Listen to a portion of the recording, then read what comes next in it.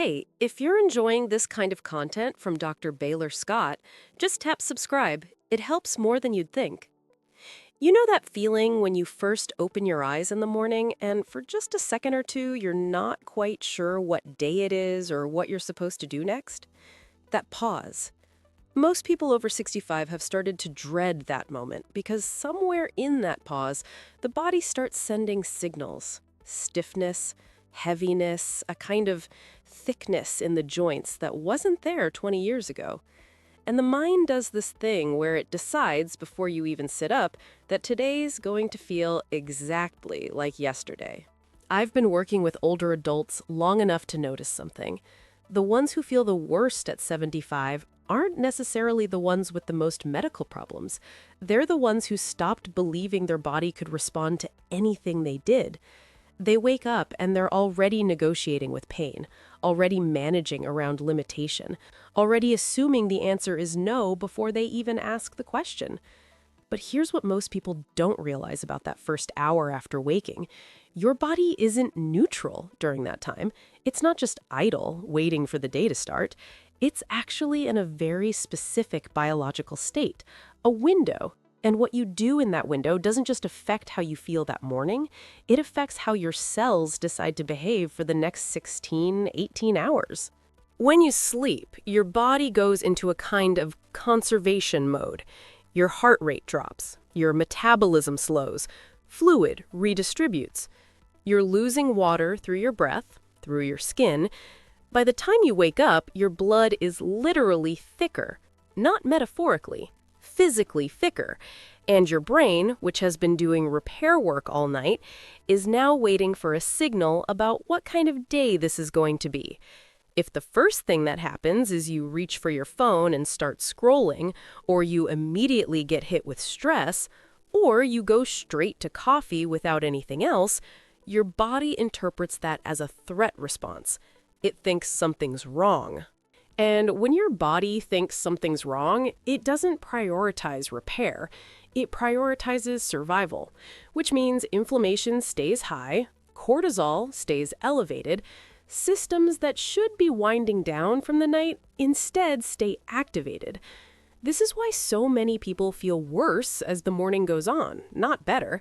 The fog doesn't lift, the stiffness doesn't ease, the energy doesn't come, because the body never got the signal that it was safe to shift gears. Now, I'm not interested in giving you a morning routine that requires an hour of prep and a list of supplements and a whole production. What I'm talking about is simple, almost embarrassingly simple, but it works because it's based on what the body actually needs in that first hour, not what sounds impressive or what someone's trying to sell you. Let's start with the most basic thing, water. Not coffee, not tea, not juice, just water. When you wake up, you've gone 7, 8, maybe 9 hours without any fluid intake. Your body has been running on reserves, and those reserves are depleted. Your blood volume is down, your blood viscosity is up. This is why so many people over 65 have issues with dizziness in the morning, or they feel lightheaded when they stand up too fast, or they have that brain fog that doesn't clear until noon. It's not age, it's dehydration. And the problem is, as you get older, your thirst mechanism becomes less reliable. You stop feeling thirsty even when your body desperately needs water. So by the time you notice you're thirsty, you're already in trouble. 16 ounces, 2 full glasses, room temperature, not cold. Cold water takes longer to absorb because your body has to bring it up to temperature first, and that uses energy you don't have yet. Room temperature water gets into your system faster. It thins the blood within minutes. It allows your heart to pump more efficiently. It gets oxygen to your brain. I had a patient, woman in her early 70s, who'd been dealing with vertigo every single morning for 2 years. Tried medications, tried physical therapy, nothing worked. Her doctor finally told her to drink 2 glasses of water before she even got out of bed. 3 weeks later, the vertigo was gone. Not reduced, gone. because her blood was no longer so thick that it couldn't properly circulate to her inner ear. Now, you can add a small squeeze of lemon if you want. That's fine, but don't complicate it. Don't add sweeteners or flavorings or electrolyte powders, just water. And here's the key. You need to drink it at least 30 minutes before you eat anything. Because if you drink water with food, you dilute your stomach acid, and then you can't digest properly, and then you end up with bloating and discomfort, and all the things people blame on their food when it's actually about timing. This one thing, done consistently, changes how the entire day unfolds. But it only works if you pair it with the second thing, which has to do with light. Most people over 65 spend the first hour of their day in dim indoor lighting, curtains closed, lights off, maybe a lamp in the kitchen. And they don't realize that their brain is still in night mode because it hasn't received the signal that day has started. Your eyes have cells that don't help you see. They're not for vision, they're for timekeeping. And these cells send information directly to a part of your brain that controls every hormone in your body. When morning light hits those cells, within 10 minutes, your melatonin drops, your cortisol rises. Not in a stress way, in a wake-up way. This is how your body knows to start the processes that keep you alert, that keep your mood stable, that keep your sleep cycle on track. Without that light exposure, your circadian rhythm drifts. And when your circadian rhythm drifts, everything else follows.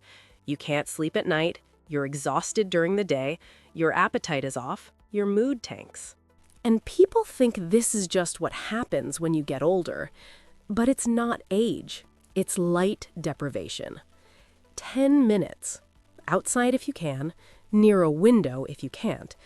Even on a cloudy day, natural daylight is exponentially stronger than indoor lighting. And it doesn't have to be sunny, it just has to be natural.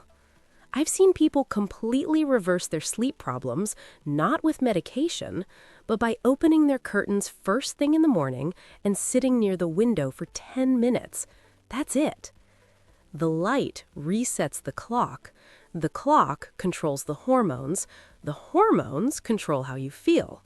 And once your system is synchronized, the next thing becomes possible, which is putting something in your body that actually serves you.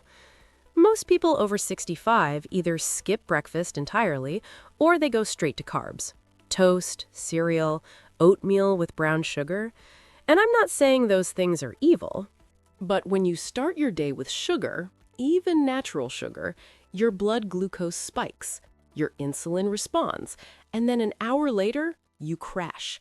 And that crash feels like fatigue, like brain fog, like you need to sit down. But it's not because you're tired, it's because your blood sugar just dropped off a cliff. Protein, first thing in the morning, stabilizes blood sugar. It gives your body the raw material it needs to rebuild muscle tissue that's been breaking down overnight. After 65, you lose muscle faster than you build it.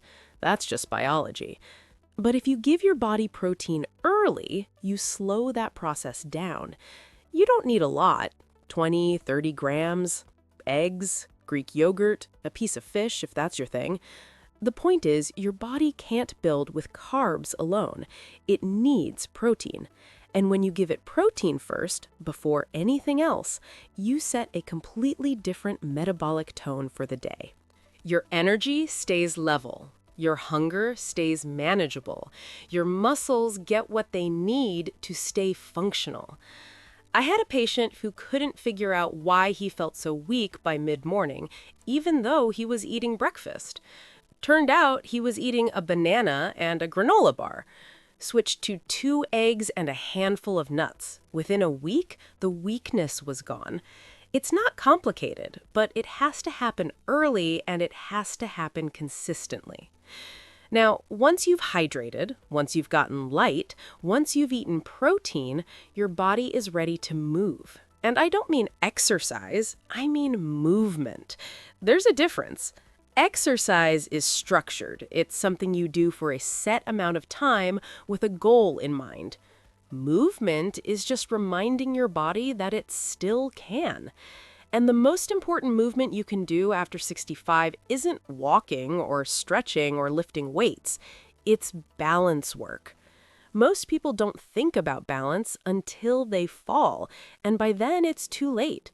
Because once you fall, the fear sets in, and fear makes you move less, and moving less makes you weaker, and being weaker makes you fall again. It's a cycle that ends very badly.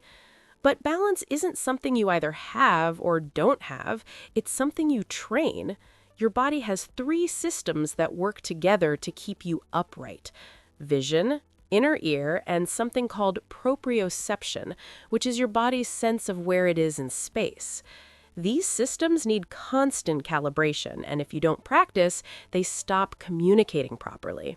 Standing on one foot for 10 seconds is one of the most predictive tests of longevity there is. If you can't do it, your risk of dying in the next 7 years is significantly higher than someone who can.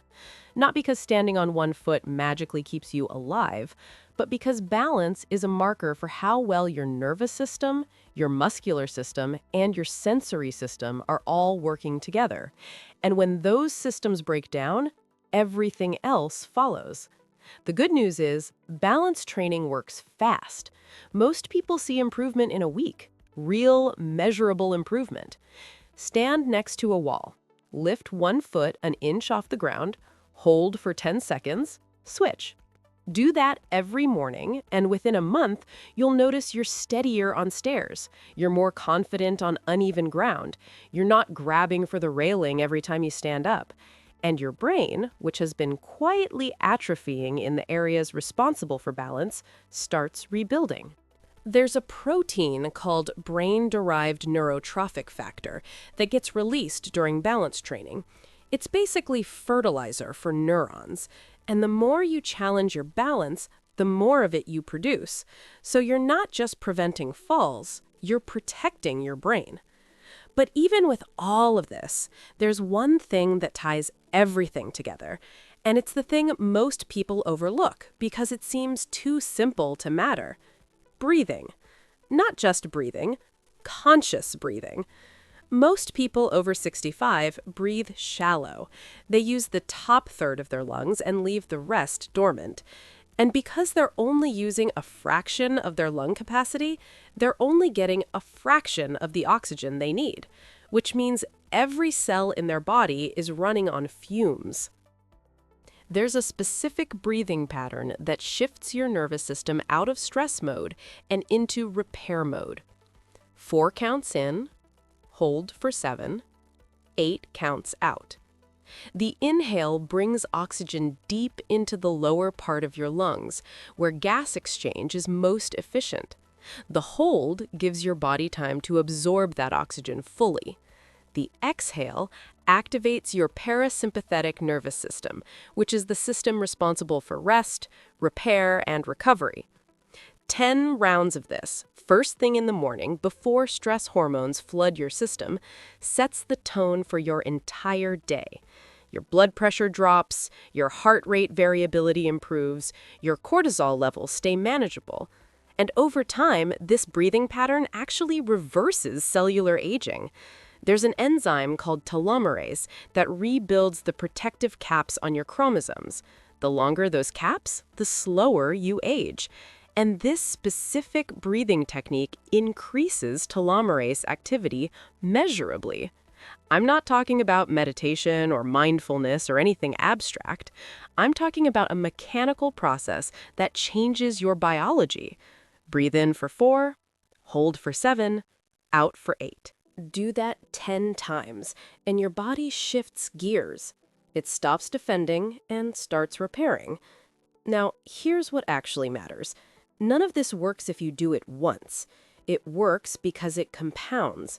Day after day, week after week, your body starts to trust that this is the new pattern. And when your body trusts the pattern, it stops wasting energy preparing for threats that aren't coming. It reallocates that energy toward maintenance, toward repair, toward keeping you functional. The water thins your blood and primes your cells. The light synchronizes your hormones. The protein rebuilds what's breaking down. The movement keeps your nervous system calibrated. The breathing shifts you into recovery mode. And all of it together creates a baseline that's completely different from where most people start their day. You're not going to feel 20 years younger overnight, but you will feel different within a week. More stable, less foggy, less like you're fighting your own body just to get through the morning. And over months, over years, those small differences add up to something significant. Not because you're chasing some ideal version of aging, but because you're working with what you actually have instead of against it. I've watched people in their 70s regain strength they thought was gone forever. Not through some extreme intervention, just through consistency with these basic things. The body is more resilient than most people give it credit for. But resilience requires input. And the first hour of the day is when your body is most receptive to that input. So the question isn't whether this will work. The question is whether you're willing to do something different tomorrow morning than you did today. Because if you wake up and do the same thing you've been doing, your body will keep giving you the same result. But if you change the input even slightly, the output changes too. Not dramatically, not all at once, but enough that 6 months from now, you'll look back and realize you're not negotiating with your body the way you used to. You're just living in it. And that's worth more than any number on a scale or any test result or any comparison to how you were at 40. It's worth waking up and not immediately feeling like you're behind. If this made sense to you, subscribe. I'd appreciate it. And I'll keep making videos that actually help instead of just sounding good.